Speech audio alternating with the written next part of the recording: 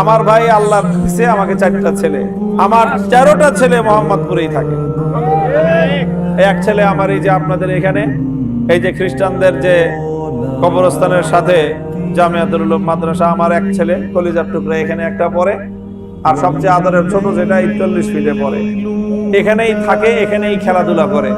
সপ্তাহে একদিন মানে 24 ঘন্টার জন্য বাসায় যায়, তাও প্রতি সপ্তাহে 24 ঘন্টা ছুটি পায় না। আমি চিন্তা করেছি যে আমার এলাকার 10 জন মায়ের সন্তানের যা হবে আমার সন্তানের তাই হবে।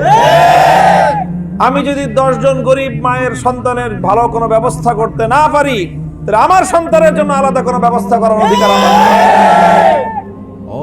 আমি নিজে, আমার বাপে আমাদেরকেও এই এলাকায় রাখছেন, এই এলাকায় বড় হয়েছি আমরা। এই যে 7 মসজিদ মাদ্রাসার সাথে পড়াশোনা করছি এখানে। আমরা যখন এই এলাকায় আসছি বেরিবান তখন হয় নাই। এই যতগুলো বাড়িঘর দেখেন, এই বাড়িঘরগুলোর প্রত্যেকটার মাটির নিচে আমাদের ফুটবল খেলার ছাপ আছে। বিকালবেলা এখানে খেলাধুলা করতাম, সন্ধ্যার পর থেকে মাদ্রাসায় পড়াশোনা। এই এলাকার ছেলে পেলেদের সাথেই আমরা খেলাধুলা করেছি, বড় হয়েছি। এলাকার মাটির সাথে আমাদের ঘাম, রক্ত, ওই খেলতে গিয়ে অনেক সময় পাও ইনজুরি হয়ে গেছে, রক্ত পড়ছে, রক্ত আছে এখন ওই মাটিতে, ঘাম আছে এই মাটিতে।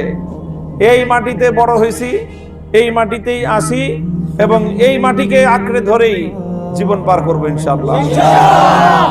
কাজেই আমার শপথ হলেই এই মোহাম্মদপুরের মাটি, যেটা আমাদের নবী মুহাম্মদ সাল্লাল্লাহু আলাইহি ওয়াসাল্লামের নামে যে এলাকার নাম, এই এলাকাটাকে ইনশাআল্লাহ সোনার মদিনার মতো মুহাম্মদ সাল্লাল্লাহু আলাইহি ওয়াসাল্লামের আদর্শে আলোকিত, নিরাপদ, শান্তির মোহাম্মদপুরে পরিণত করবো ইনশাআল্লাহ।